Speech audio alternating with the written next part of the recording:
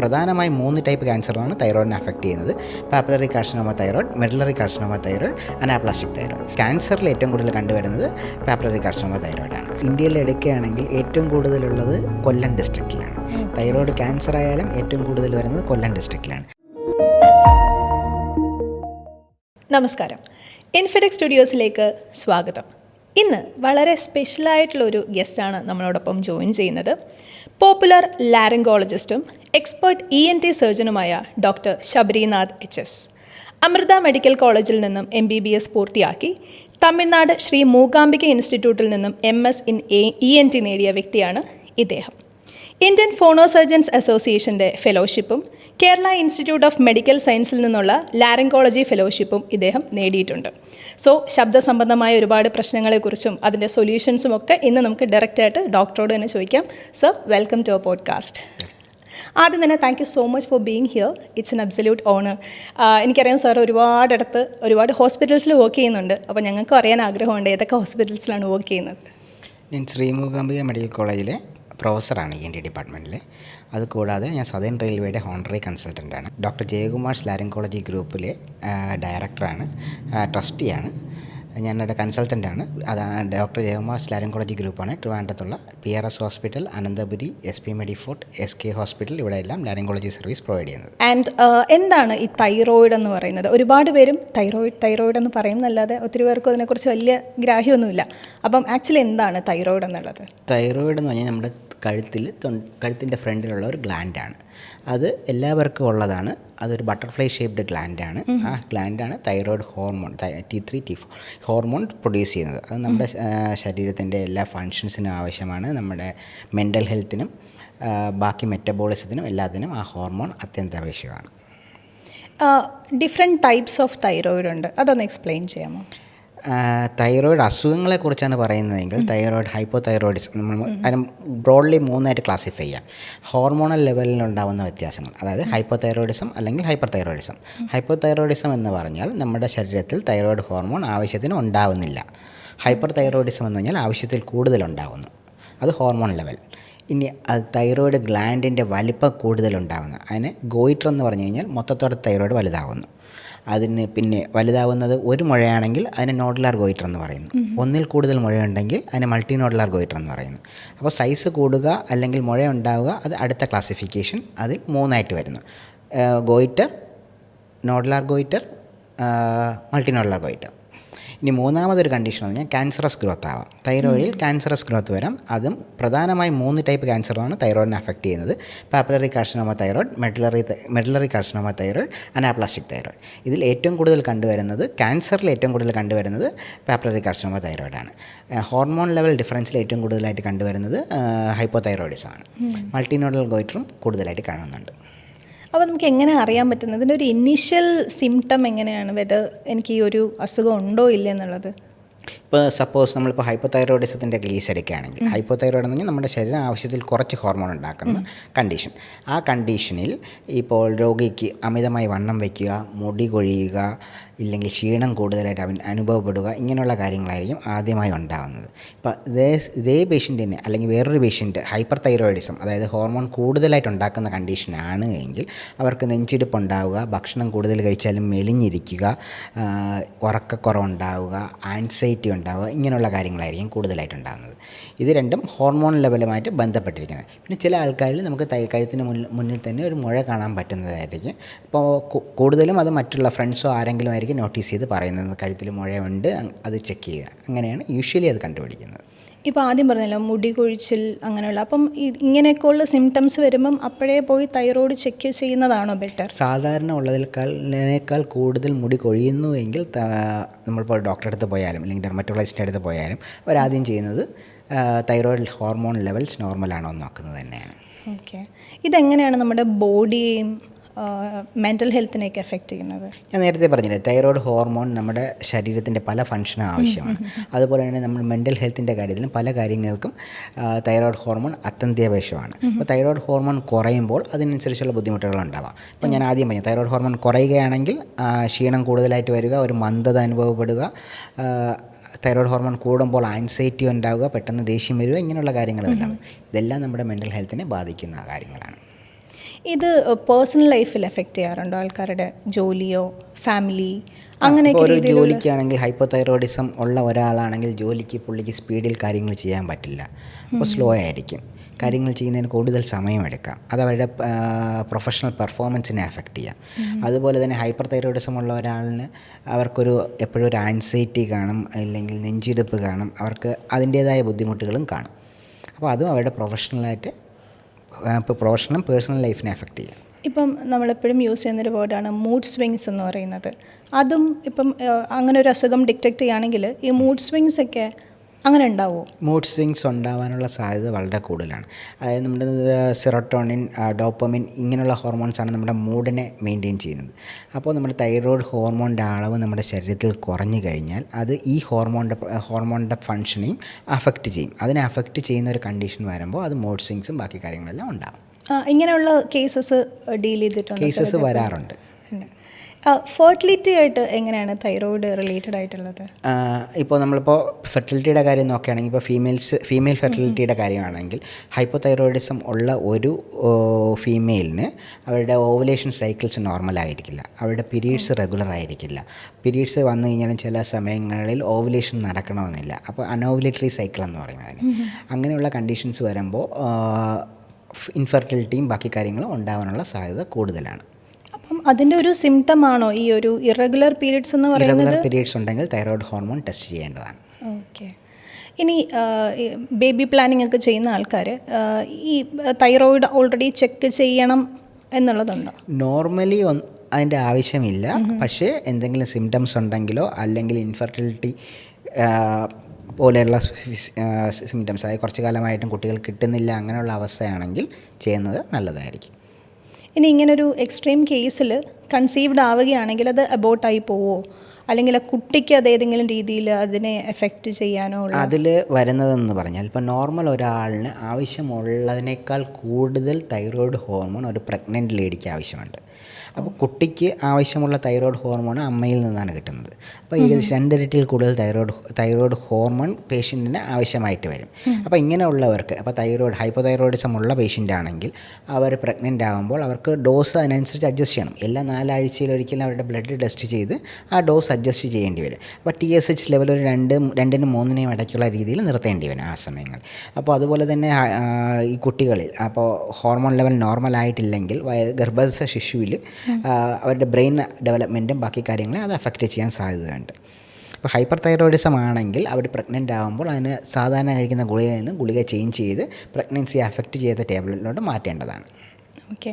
അപ്പം ഇത് ഇനിഷ്യലി ഇപ്പം നേരത്തെ പറഞ്ഞ സിംറ്റംസ് അല്ലാതെ നമുക്കൊരു സെൽഫ് ഡയഗ്നോസിസ് എന്നുള്ള രീതിയിൽ ഇത് എങ്ങനെയെങ്കിലും കണ്ടുപിടിക്കാൻ പറ്റുമോ? ഈ സിംറ്റംസ് അങ്ങനെ നമ്മൾ ചുമ്മാ പോയി ടെസ്റ്റ് ചെയ്യേണ്ട ആവശ്യമില്ലല്ലോ. സിംറ്റംസ് എന്തെങ്കിലും ഉണ്ട്, ഇല്ലെങ്കിൽ ഒരു മുഴയുണ്ട്, അങ്ങനെയുള്ളപ്പോഴാണ് നമ്മൾ ടെസ്റ്റുകളിലേക്ക് പോകേണ്ട ആവശ്യമുള്ളത്. അപ്പോൾ ഇതിനുള്ള ബ്ലഡ് ടെസ്റ്റ് എന്ന് പറഞ്ഞു കഴിഞ്ഞാൽ T3, T4, TSH ഈ 3 ടെസ്റ്റ് നോക്കുക. അപ്പോൾ നമ്മുടെ തൈറോയ്ഡ് ഹോർമോണിൻ്റെ ലെവൽ മൊത്തത്തോടെ ബോഡിയിലുള്ള ലെവൽ കംപ്ലീറ്റ് ആയി നമുക്കറിയാൻ പറ്റും. അത് മാത്രമല്ല, ഇപ്പോൾ കഴുത്തിൽ മുഴയോ അങ്ങനെയുള്ള കാര്യങ്ങളോ ഉണ്ട് എങ്കിൽ അൾട്രാസൗണ്ട് ടെസ്റ്റാണ് ചെയ്യേണ്ടത്. ഒരു സിമ്പിൾ അൾട്രാസൗണ്ട് ടെസ്റ്റ് ചെയ്ത് കഴിഞ്ഞാൽ മുഴയുണ്ടോ അല്ലെങ്കിൽ മുഴയുടെ ടൈപ്പ് എങ്ങനത്തതാണ്, ഇങ്ങനെയുള്ള കാര്യങ്ങൾ അറിയാൻ പറ്റും. ഇപ്പോൾ അഥവാ മുഴയുണ്ടെങ്കിൽ ആ മുഴയിൽ നിന്ന് ഒരു ഫൈൻ നീഡിൽ ആസ്പിറേഷൻ സൈറ്റോളജി എന്ന് പറഞ്ഞാൽ ഒരു ചെറിയ സൂചിയിട്ട് കുത്തിയെടുത്ത് പരിശോധിക്കുന്ന ഒരു ടെസ്റ്റ് ഉണ്ട്. അത് ക്യാൻസറസ് ഗ്രോത്തോ അല്ലെങ്കിൽ പ്രശ്നമാവാൻ സാധ്യതയുള്ള ഗ്രോത്തോ അങ്ങനെ എന്തെങ്കിലും ആണോ എന്നുള്ളത് അറിയാനാണ് ആ നീഡിൽ വെച്ചുള്ള പരിശോധന നടത്തുന്നത്. ഇപ്പം ചിലപ്പോൾ ബ്ലഡ് ടെസ്റ്റ് ചെയ്ത് കഴിഞ്ഞാൽ നോർമലായിട്ടേ ഉണ്ടാവുള്ളൂ, ബട്ട് അങ്ങനത്തെ സിറ്റുവേഷൻസിലും സർജറിയിലോട്ട് പോയിട്ടുള്ള സിറ്റുവേഷൻസ് ഉണ്ട്. ഇത് സാധാരണ രോഗികൾ ചോദിക്കുന്ന ഒരു ക്വസ്റ്റ്യനാണ്. പല രോഗികൾക്ക് നമ്മൾ സർജറി പറയുമ്പോൾ കഴുത്തിൽ വലിയൊരു മുഴ കാണും.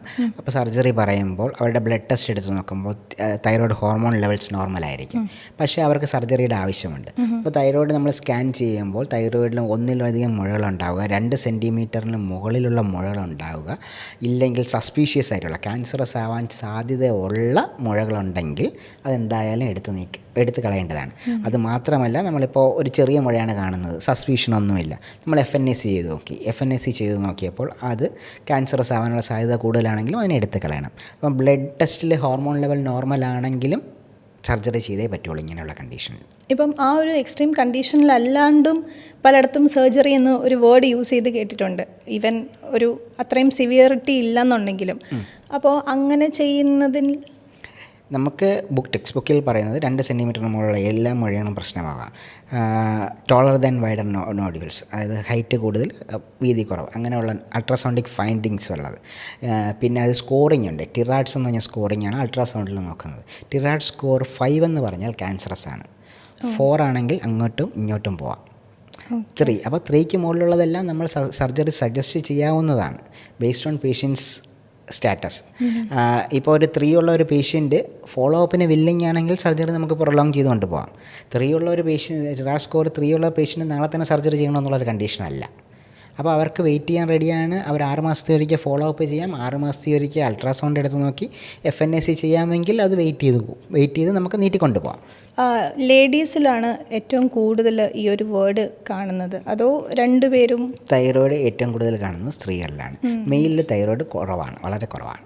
എന്താ അതിൻ്റെ ഒരു? സ്ത്രീകളുടെ ഹോർമോൺസും ഫീമെയിൽ ഹോർമോൺസ്, ഈസ്ട്രജൻ, പ്രൊജസ്ട്രോൺ, ഇതെല്ലാം അതിൻ്റെ ഒരു കാരണമാവാം. പിന്നെ അവരുടെ പ്യൂബർട്ടിയിൽ വരുന്ന ഹോർമോണൽ ചേഞ്ചസ്, അതുപോലെ തന്നെ നമ്മുടെ പ്രഗ്നൻസി അങ്ങനെയുള്ള കാര്യങ്ങൾ പ്ലാൻ ചെയ്യുമ്പോൾ hormonal changes, menopausal hormonal changes, ഇതെല്ലാം തൈറോയ്ഡ് ഹോർമോണുമായിട്ടും വളരെ അടുത്തിരിക്കുന്ന കാര്യങ്ങളാണ്. അപ്പോൾ അത് കാരണവും വരാം. ഇപ്പോൾ പ്യൂബർട്ടി ആ സമയത്താകുമ്പോൾ തന്നെയും നോർമലി ഇത് നമ്മുടെ തൈറോയ്ഡ് ഗ്ലാൻഡ് വലുതാവാൻ സാധ്യതയുണ്ട്. അപ്പോൾ വലുതായിട്ട് തിരിച്ചത് ചെറുതാകുമ്പോൾ അത് യൂണിഫോംലി അല്ല ചെറുതാകുന്നതെങ്കിൽ അതൊരു മുഴയായിട്ട് മാറാനുള്ള സാധ്യതയുണ്ട്. ഇതൊക്കെ കൊണ്ടാണ് ഫീമെയിൽസിൽ ഇത് കൂടുതലായിട്ട് വരുന്നതിന് കാരണമാവാം. ഇപ്പം ഈ പറഞ്ഞ പോലെ അതിനൊരു ഗ്രോത്ത് ഉണ്ടാവാൻ ചാൻസ് ഉണ്ടല്ലേ, എന്ന് വെച്ച് കഴിഞ്ഞാൽ അതിൻ്റെ ഇത് കൂടാനായിട്ടുള്ളൊരു? നോർമലി നമുക്ക് ഈ ഹോർമോണൽ ചേഞ്ചസ് വരുമ്പോൾ ഫീമെയിൽസിൽ തൈറോയിഡിൻ്റെ സൈസ് കുറച്ച് കൂടിയിട്ട് അത് പിന്നീട് തന്നെ തിരിച്ച് നോർമലി ഷ്രിങ്കായി വരും. ഷ്രിങ്ക് ആകുമ്പോൾ അത് യൂണിഫോംലി തന്നെ ഷ്രിങ്ക് ആവണമെന്നില്ല, എല്ലായിടത്തും ഒരേപോലെ ഷ്രിങ്ക് ആവണമെന്നില്ല. ചില സ്ഥലത്ത് ഷ്രിങ്ക് ആവില്ല. അതാണ് കുഞ്ഞു കുഞ്ഞു മുഴകളായിട്ട് ചിലപ്പോൾ പിന്നീട് ഫോം ചെയ്യുന്നത്. അപ്പം ഒരിക്കലും അത് വൺസ് അത് വളരെ ലെവൽ കുറഞ്ഞ്, അതായത് എന്നാൽ ഇപ്പം നേരത്തെ ഒരു 3 എന്നുള്ളൊരു കേസിൽ പറഞ്ഞിട്ടുണ്ട്. അല്ലല്ല, ആ ഈ പറഞ്ഞതെല്ലാം പ്രശ്നമാവണമെന്നില്ല, ചിലത് നോർമൽ ടിഷ്യൂ തന്നെ ആയിരിക്കാം. ഓക്കെ. ഇപ്പം പ്രഗ്നൻസി, പോസ്റ്റ്പാർട്ടത്തിലൊക്കെ ഒരുപാട് ഹോർമോൺ ചേഞ്ചസ് ഉണ്ടാവും. അത് കാരണം കുറച്ചധികം ചേഞ്ചസ് നമ്മുടെ ബോഡിയിലും ഉണ്ടാവും. അപ്പോൾ ഇതിനെ തൈറോയിഡുമായിട്ട് ഏതെങ്കിലും രീതിയിൽ അല്ലെങ്കിൽ അങ്ങനെ ഒരു മിസ് ഡയഗ്നോസ് ചെയ്യാറുണ്ടോ? പ്രഗ്നൻസി, മെനോപോസ് ഈ സമയത്തെല്ലാം ആൻസൈറ്റി ഉണ്ടാവാം, ഫെറ്റീഗബിലിറ്റി, ക്ഷീണം വരാം, പിന്നെ മൂഡ് സ്വിങ്സ് വരാം. ഇതെല്ലാം ഇതിൻ്റെ ഭാഗമാണ്. അപ്പോൾ തൈറോയിഡിനും ഇതെല്ലാ സിംറ്റംസും ഉണ്ട്. അപ്പോൾ അത് തമ്മിലും നമുക്ക് ചിലപ്പോൾ ഒരു മിസ് ഡയഗ്നോസിസ് അല്ല, നമുക്ക് ചിലപ്പോൾ ഒരു അതാണോ എന്ന് തോന്നാം. ലൈഫ് സ്റ്റൈലും തൈറോയിഡുമായിട്ട് എന്തെങ്കിലും റിലേഷൻ? ലൈഫ് സ്റ്റൈലും തൈറോയിഡുമായിട്ട് വലിയ റിലേഷൻസ് ഇല്ല. നമ്മളിപ്പോൾ പറയുന്നത് ഫുഡ് ഐറ്റംസിൻ്റെ കാര്യത്തിൽ മാത്രമേ ഇത് പറയുന്നുള്ളൂ. അപ്പോൾ ഇപ്പോൾ ഹൈപ്പോതൈറോയിഡിസം ഉള്ള ഒരു പേഷ്യൻ്റ് ആണെങ്കിൽ കാബേജ്, സോയാബീൻ, ബ്രൊക്കോളി ഇതൊക്കെ തൈറോടോക്സിക് ഡ്രഗ്സാണ്, തൈറോടോക്സിക് ഫുഡാണ്. അത് കഴിച്ചു കഴിഞ്ഞാൽ തൈറോയിഡിൻ്റെ ഹോർമോൺ പ്രൊഡക്ഷനെ കുറയ്ക്കും. അപ്പോൾ ഹൈപ്പോതൈറോയിഡിസം ഉള്ള ഒരാൾ അത് കഴിക്കരുതെന്ന് പറയും. അപ്പോൾ അതുപോലെ തന്നെ ടാബ്ലറ്റ്സ് കഴിച്ചുകൊണ്ടിരിക്കുന്ന ആളിന് നമ്മുടെ സോയാബീൻ കഴിച്ചു കഴിഞ്ഞാൽ അതിൻ്റെ അബ്സോർഷനെ അത് അഫക്റ്റ് ചെയ്യാൻ സാധ്യതയുണ്ട്. അതുകൊണ്ട് അത് കഴിക്കാതിരിക്കുക. ഓക്കെ. അതേപോലെ ഈ ന്യൂ ബോൺ കുട്ടികൾക്കും കുറച്ചധികം കാണാറുണ്ടല്ലോ. അപ്പം അത് ഇനി സ്കാനിങ് അതിൻ്റെയൊക്കെ എന്തെങ്കിലും പ്രശ്നം? അതായത് ഇപ്പോഴത്തെ നമ്മുടെ മെഡിക്കൽ ടെക്നോളജിയും ബാക്കി കാര്യങ്ങളും അഡ്വാൻസ് ആയിക്കൊണ്ടിരിക്കുകയാണ്. ഇപ്പോൾ ഓൾമോസ്റ്റ് എല്ലാ സ്ഥലങ്ങളിലും ന്യൂ ബോൺസിന് തൈറോയ്ഡ് സ്ക്രീൻ ചെയ്യുന്നുണ്ടായിരുന്നു. മുമ്പ് അങ്ങനത്തെ ഒരു കാര്യം ഇല്ലായിരുന്നു. അപ്പോൾ സ്ക്രീനിങ് കൂടി. അപ്പോൾ എന്തെങ്കിലും പ്രശ്നമുണ്ടെങ്കിൽ നമ്മൾ നേരത്തെ തന്നെ അറിയുന്നു. പ്രശ്നമുണ്ടെങ്കിൽ അതിനനുസരിച്ച് ട്രീറ്റ്മെൻറ്റും ബാക്കി കാര്യങ്ങളും എടുക്കുന്നു. അത് ഒന്നാമത്തെ കാര്യം. പിന്നെ ഓട്ടോ ഇമ്യൂൺ തൈറോയിഡൈറ്റിസ്, അതായത് നമ്മുടെ ശരീരം തന്നെ തൈറോയിഡിന് എതിരെയുള്ള ആൻറ്റിബോഡീസ് പ്രൊഡ്യൂസ് ചെയ്യുന്ന ഒരു കണ്ടീഷനുണ്ട്. അതിൻ്റെ ഇൻസിഡൻസ് ഇപ്പോൾ കൂടി വരികയാണ് സ്ത്രീകളിൽ. അപ്പോൾ അത് വരുമ്പോൾ അത് ജനറ്റിക്കലി പ്ലാസൻ്റ വഴി ട്രാൻസ്ഫറായി കുട്ടികൾക്കും വരാനുള്ള സാധ്യതയുണ്ട്. പിന്നെ ഒരു ജനറ്റിക് ഫാക്ടറും ഉണ്ട്. അതാവാൻ കാരണം ഇതിൽ ഏറ്റവും കൂടുതലായിട്ടുള്ളത് നമ്മൾ കൂടുതലായിട്ട് ഇപ്പോൾ ഹെൽത്ത് കെയർ കൂടുതലായിട്ട് അഡ്വാൻസ് ആവുന്നതുകൊണ്ട് നമ്മൾ കൂടുതൽ ഇൻവെസ്റ്റിഗേറ്റ് ചെയ്യുന്നു, കൂടുതൽ സ്ക്രീൻ ചെയ്യുന്നു, പെട്ടെന്ന് കണ്ടുപിടിക്കുന്നു. ഏറ്റവും കൂടുതൽ സൗത്ത് ഇന്ത്യയിലാണ് ഈ തൈറോയിഡ് ഏറ്റവും കൂടുതലെന്ന് കേട്ടിട്ടുണ്ട്. അതിൽ എത്രത്തോളം? തൈറോയിഡ് ഡിസോർഡേഴ്സ് ഇപ്പോൾ ഇന്ത്യയിൽ എടുക്കുകയാണെങ്കിൽ ഏറ്റവും കൂടുതലുള്ളത് കൊല്ലം ഡിസ്ട്രിക്റ്റിലാണ്. തൈറോയിഡ് ക്യാൻസർ ആയാലും ഏറ്റവും കൂടുതൽ വരുന്നത് കൊല്ലം ഡിസ്ട്രിക്റ്റിലാണ്. കൊല്ലം മുതൽ തുടങ്ങുന്ന ആ കോസ്റ്റൽ ബെൽറ്റിലാണ് ഏറ്റവും കൂടുതൽ തൈറോയിഡ് പ്രോബ്ലംസ് കാണുന്നത്. അതിന് വേറൊരു കാരണം എന്തെന്ന് പറഞ്ഞാൽ south India compared to other parts of India കുറേ കൂടെ ഡെവലപ്ഡ് ആണ്. അപ്പോൾ ഇവിടുത്തെ ഹെൽത്ത് കെയർ ഫെസിലിറ്റീസ് കുറേ കൂടെ നല്ലതാണ്, പേഷ്യൻസിന് കൂടുതൽ അപ്രോച്ചബിളാണ്, അഫോർഡബിളാണ്. അപ്പോൾ കൂടുതൽ ഇൻവെസ്റ്റിഗേഷൻസും സ്ക്രീനിങ്ങും സൗത്ത് ഇന്ത്യയിൽ നടക്കുന്നുണ്ട്. ഇപ്പോൾ ഒരു സർജറിയിലേക്കൊക്കെ പോയി കഴിഞ്ഞാൽ സർജറി ചെയ്ത് കഴിഞ്ഞാലും അതിന് കുറച്ച് ആഫ്റ്റർ എഫക്ട്സ് ഉണ്ടാവില്ലേ? ഇപ്പോൾ തൈറോയിഡിൻ്റെ കേസ് എടുക്കുകയാണെങ്കിൽ ഒന്ന് ക്യാൻസർ ആവാം, ഇല്ലെങ്കിൽ നോർമൽ നമ്മളൊരു ഗോയിറ്റർ ആവാം. നമുക്കത് രണ്ടായിട്ട് നോക്കാം. ആദ്യം നമ്മളൊരു മൾട്ടിനോഡുലാർ ഗോയിറ്റർ, അതായത് ഒന്നിൽ കൂടുതൽ മുഴകളുള്ള ഒരു തൈറോയിഡ് ഗ്ലാൻഡ്, അതിനെ നമുക്ക് എടുത്ത് കളയേണ്ട ആവശ്യമുണ്ട്. അപ്പോൾ എടുത്ത് കളയുന്നത് നമ്മളിവിടെ ഒരു മുറിവുണ്ടാക്കിയിട്ട് തൈറോയിഡ് അതിലൂടെയാണ് എടുക്കുന്നത്. അപ്പോൾ ആ മുറിവുണ്ടാക്കുന്നു, തൈറോയിഡ് എടുക്കുന്നു. അപ്പോൾ തൈറോയിഡ് എടുക്കുമ്പോൾ തൈറോയിഡിൻ്റെ തൊട്ടടുത്തൂടെ തന്നെയാണ് നമ്മുടെ ശബ്ദത്തിനെ നിയന്ത്രിക്കുന്ന ഞരമ്പുകൾ പോകുന്നത്. റിക്കറൻറ്റ് ലാരിഞ്ചൽ നെർവ് എന്ന് പറയും. ആ നെർവാണ് നമ്മുടെ ശബ്ദത്തിനെ നിയന്ത്രിക്കുന്നത്. അപ്പോൾ ഈ തൈറോയിഡിൻ്റെ മുഴ വലുതാവുകയോ ഇല്ലെങ്കിൽ തൈറോയിഡൈറ്റിസ് ഉണ്ടാവുകയോ ഇല്ലെങ്കിൽ ഇത് ഞരമ്പിലോട്ട് ബാധിക്കുകയൊക്കെ ചെയ്തു കഴിഞ്ഞാൽ ഈ ഞരമ്പിന് ഇഞ്ചുറി വരാനോ സർജറി ചെയ്യുന്ന സമയത്ത് വലിച്ചിൽ വരാനോ ഒക്കെ സാധ്യതയുണ്ട്. അങ്ങനെ വരികയാണെങ്കിൽ ശബ്ദമാറ്റം ഉണ്ടാവാം. ഇത് ഒരു സൈഡിലുള്ളതിനാണ് മാത്രമേ പ്രശ്നമുള്ളൂ എങ്കിൽ ശബ്ദമാറ്റമാണ് ഉണ്ടാകുന്നത്. രണ്ട് സൈഡിലുള്ള ഞരമ്പിനും ബാധിച്ചു കഴിഞ്ഞാൽ ശ്വാസം മുട്ടലുണ്ടാവാൻ സാധ്യതയുണ്ട്. അപ്പോൾ നമ്മൾ തൈറോയിഡ് സർജറി ചെയ്യുന്ന എല്ലാ പേഷ്യൻ്റെ അടുത്തും ഈ കാര്യങ്ങൾ പറയുന്നുണ്ട്. പക്ഷേ എല്ലാവർക്കും വരണമെന്നില്ല, വളരെ അപൂർവമായി മാത്രമേ ഇപ്പോൾ അത് കാണാറുള്ളൂ. അതൊന്നാമത്തെ കാര്യം. തൈറോയിഡിൻ്റെ തൊട്ട് ബാക്കിലൂടെയാണ് നമുക്ക് പാരാതൈറോയിഡ് എന്ന് പറഞ്ഞാൽ 4 കുഞ്ഞ് ഗ്ലാൻഡുകളുണ്ട്. ആ ഗ്ലാൻഡാണ് നമ്മുടെ ശരീരത്തേക്ക് ആവശ്യമുള്ള കാൽസ്യം ഉണ്ടാക്കുന്നത്. തൈറോയിഡിനും ഈ പാരാതൈറോയിഡിനും ഒരേ രക്തഓട്ടമാണ്. അപ്പോൾ തൈറോയിഡ് സർജറി ചെയ്യുമ്പോൾ ചില സമയങ്ങളിൽ പാരാതൈറോയിഡിലോട്ടുള്ള രക്തഓട്ടം കുറയാം, ഇല്ലെങ്കിൽ പാരാതൈറോയിഡ് ഇഞ്ചുറി വരാം. അങ്ങനെ ഉണ്ടാവുകയാണെങ്കിൽ കാൽസ്യത്തിൻ്റെ ഗുളികയും കൂടി നമ്മൾ കഴിക്കേണ്ടി വരും. കാൽസ്യം പ്രൊഡക്ഷൻ കുറയും. പിന്നെ തൈറോയിഡ് ഗ്ലാൻഡ് മൊത്തത്തോടെ നമ്മൾ എടുത്ത് കളഞ്ഞു. അപ്പോൾ സർജറി ചെയ്യുമ്പോൾ ഒന്നുകിൽ പകുതി എടുത്ത് കളയാം, അല്ലെങ്കിൽ മൊത്തം എടുത്ത് കളയാം. അപ്പോൾ ഒന്നിൽ കൂടുതൽ മുഴകളുണ്ട്, രണ്ട് സൈഡ് അഫക്റ്റ് ചെയ്തിട്ടുണ്ടെങ്കിൽ നമ്മൾ മൊത്തത്തോടെ എടുത്ത് കളയേണ്ടി വരും. മൊത്തമായി എടുത്ത് കളയുമ്പോൾ പിന്നെ നമ്മുടെ ശരീരത്തിൽ തൈറോയിഡ് ഗ്ലാൻഡ് ഇല്ല. അപ്പോൾ തൈറോയിഡ് ഗ്ലാൻഡ് ഇല്ലാത്തപ്പോൾ തൈറോയിഡ് ഉണ്ടാക്കുന്ന ഹോർമോണും കാണില്ല. അപ്പോൾ ആ ഹോർമോൺ നമ്മൾ ഗുളിക രൂപത്തിൽ ജീവിതകാലം മൊത്തം കഴിക്കേണ്ടി വരും. ഓക്കെ. അപ്പോൾ ശബ്ദത്തിൻ്റെ കാര്യം പറഞ്ഞപ്പോഴാണ് ഫോണോ സർജറി എന്നൊരു വേർഡ് കേട്ടിട്ടുണ്ട്. ഫോണോ സർജറി എന്ന് പറഞ്ഞാൽ ശബ്ദത്തിനെ നേരെയാക്കാൻ വേണ്ടി ചെയ്യുന്ന സർജറിയാണ്. അപ്പോൾ യൂഷ്വലി അത് വരുന്നത് ഇപ്പം പറഞ്ഞില്ലേ, തൈറോയിഡ് സർജറി കഴിഞ്ഞ് ശബ്ദത്തിന് മാറ്റം വരാം, ഇല്ലെങ്കിൽ ശബ്ദം പോവാം, കാറ്റ് ഇങ്ങനെ സൗണ്ട് വരുള്ളൂ, ഇങ്ങനെ വരാം. അങ്ങനെയുള്ള കണ്ടീഷനെല്ലാം വരുമ്പോൾ അതിനെ സർജറിയിലൂടെ നമുക്ക് നേരെയാക്കാൻ പറ്റും. മെജോറിറ്റി ഓഫ് ദ കേസസ് അത് വോയിസ് തെറാപ്പി മാത്രം മതിയാവും. അല്ലാതെ വോയിസ് തെറാപ്പിയിലൂടെ മാറാത്തവർക്കാണെങ്കിൽ സർജറി ചെയ്യേണ്ടി വരും. അതെല്ലാം ഫോണോ സർജറിയിലാണ് അവർക്കുള്ള സർജറി. പിന്നെ ഈ സിംഗേഴ്സിന് വോയിസ് ചേഞ്ച് വരുമ്പോൾ അവർക്കുള്ള സർജറി വരാം, ടീച്ചേഴ്സിന് വരാം. പിന്നെ ട്രാൻസ്ജെൻഡേഴ്സ് അവർക്ക് വോയിസ് ചേഞ്ച് ചെയ്യാൻ male to female or female to male surgery, അതെല്ലാം ഫോണോ സർജറിയിൽ വരുന്നതാണ്. ഇപ്പോൾ ആർക്കും, അതായത് ഇപ്പോൾ എനിക്കിപ്പോൾ എൻ്റെ സൗണ്ട് ഇത് വേണ്ട, എനിക്ക് കുറച്ചും കൂടി ഒരു പിച്ച് കൂടുതൽ വേണമെന്നുണ്ടെങ്കിൽ എനിക്ക് ആ ഒരു പിച്ച് കൂട്ടാൻ പറ്റുന്നതാണ്. Just like string physics. നമ്മളിപ്പോൾ ഗിത്താറോ വയലിനോ എന്തെടുത്ത് കഴിഞ്ഞാലും ചെറിയ സ്ട്രിങ്ങിനാണ് പിച്ച് കൂടുതലുള്ളത്. സെയിം വേ ഇൻ ഹ്യൂമൻസിൽ എടുക്കുകയാണെങ്കിൽ ഫീമെയിൽസിൻ്റെ വോക്കൽ കോഡാണ് തിൻ. അത് പോയിട്ട് ആ സ്ട്രിങ് നമ്മൾ ടൈറ്റാക്കി കഴിഞ്ഞാൽ എന്ത് പറ്റും? പിച്ച് കൂടും. സെയിം വേ അകത്ത് വോക്കൽ കോഡിൽ നമുക്ക് ടൈറ്റ് ചെയ്യാൻ പറ്റും സർജറിയിലൂടെ. അങ്ങനെയൊക്കെ, അതായത് പ്രത്യേകിച്ച് ഇങ്ങനെ ഒരു സ്പെസിഫിക് റീസൺ ഇല്ലാണ്ട് അങ്ങനെയൊക്കെ ആൾക്കാർ പേഷ്യൻസ് അപ്രോച്ച് ചെയ്യാറുണ്ടോ? അല്ല, ആവശ്യം ഡിമാൻഡും നമ്മളൊരു പേഷ്യൻ്റെ ഡിമാൻഡും നോക്കുന്നു. അത് ചെയ്യുമ്പോൾ അഡ്വാൻറ്റേജും ഡിസഡ്വാൻറ്റേജും നോക്കി വെയിറ്റ് ചെയ്ത് നോക്കിയിട്ടാണ് ചെയ്യുന്നത്. ഓക്കെ. അപ്പം ഇങ്ങനെ സൗണ്ട് പോകുന്ന ആൾക്കാർക്ക് എന്തായാലും ഇത് ചെയ്തേ പറ്റുള്ളൂ, സൗണ്ട് ചെറിയ രീതിയിൽ ഒരു ഡിഫറൻസ് വരാനായിട്ട് ചാൻസ് ഉണ്ടെന്നുള്ള ആൾക്കാർക്ക് അതൊരു ഭയങ്കര ഒരു സ്ട്രെസ് ആയിരിക്കുമല്ലോ മെൻ്റലി. അപ്പോൾ അവരോട് അത് ഒരു ഡീൽ ചെയ്യാൻ ഇച്ചിരി ബുദ്ധിമുട്ടായിരിക്കുമല്ലോ. അപ്പോൾ സാർ എങ്ങനെയാണ്? അതായത് ഇപ്പോൾ നമുക്ക് തൈറോയിഡ് സർജറി ചെയ്തേ പറ്റുള്ളൂ. അപ്പോൾ ടീച്ചേഴ്സ് വരാം, സിംഗേഴ്സ് വരാം, അവരാണ് ഇതിൽ ഈ പറഞ്ഞ കാറ്റഗറിയിൽ കൂടുതലായിട്ട് വരുന്നത്. അപ്പോൾ അവർക്ക് അവരുടെ വോയിസ്, ഇപ്പോൾ സിംഗർ ആണെങ്കിൽ അവരുടെ വോയിസ് ഒരു സിഗ്നേച്ചർ വോയിസ് ആയിരിക്കും. അതവർക്ക് ഒട്ടും മാറുന്നത് അവർക്ക് ഒട്ടും പറ്റുന്ന ഒരു കാര്യമല്ല. അപ്പോൾ അവരെയൊക്കെ കൺവിൻസ് ചെയ്യുന്ന കാര്യം കുറച്ചിത്തിരി പാടാണ്. അപ്പോൾ ടീച്ചേഴ്സിനായാലും സെയിം വേ അവർക്ക് വോയിസ് പോയിട്ട് അവരുടെ പ്രൊഫഷനാണ്. അതുപോലെ ആങ്കേഴ്സ് അവരെല്ലാവരും ഇതേ കാറ്റഗറിയിൽ വരുന്നതാണ്, വോയിസ് പ്രൊഫഷണൽസിൽ വരുന്നതാണ്. അപ്പോൾ ഞങ്ങളുടെ സ്പെഷ്യാലിറ്റി വോയിസാണ്.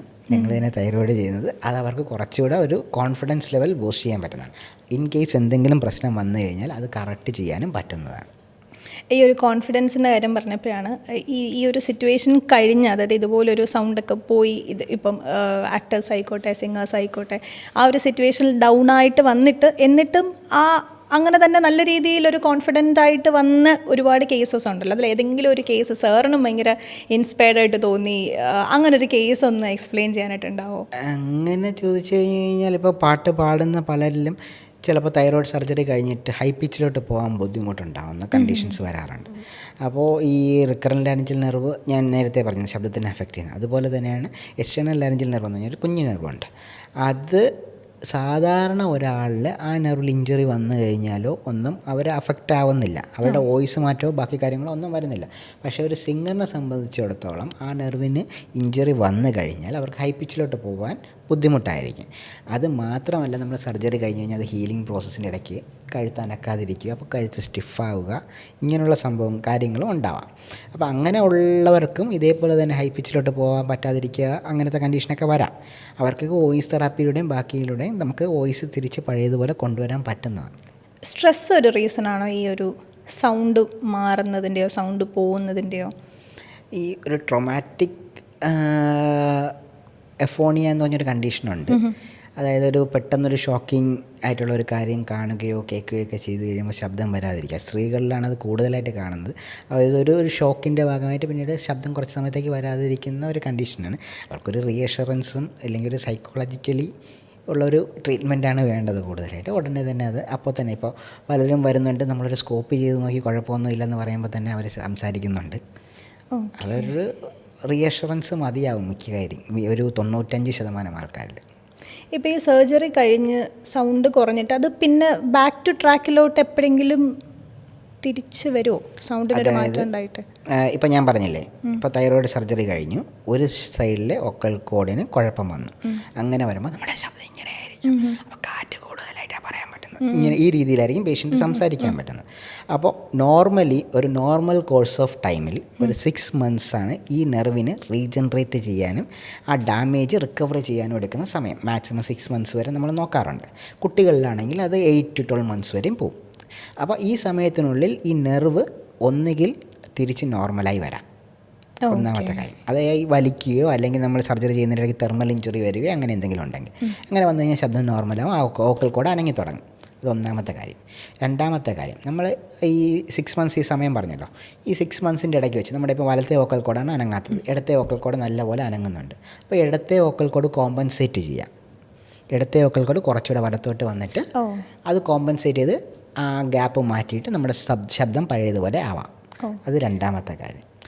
ഇത് രണ്ടും നടക്കുന്നില്ല എങ്കിൽ നമുക്ക് സർജറിയിലോട്ട് പോവേണ്ടി വരും. അപ്പോൾ ഇത് രണ്ടും വരുമ്പോൾ ഞാൻ നേരത്തെ പറഞ്ഞ ഈ കോമ്പൻസേഷൻ എന്ന് പറഞ്ഞ കാര്യമുണ്ടല്ലോ, അത് നല്ല കോമ്പൻസേഷൻ ആവാം, ചീത്ത കോമ്പൻസേഷൻ ആവാം. പക്ഷേ ശബ്ദം നേരെയാവും ഏതായാലും. പക്ഷേ ചീത്ത കോമ്പൻസേഷനാണ് വരുന്നതെങ്കിൽ ഇൻ ലോങ് ടൈം അത് നല്ലതല്ല. കുറച്ച് കാലം കഴിയുമ്പോൾ ചിലപ്പോൾ വോയിസ് സ്ട്രെയിനും ബാക്കി കാര്യങ്ങളെല്ലാം ഉണ്ടാവാൻ സാധ്യതയുണ്ട്.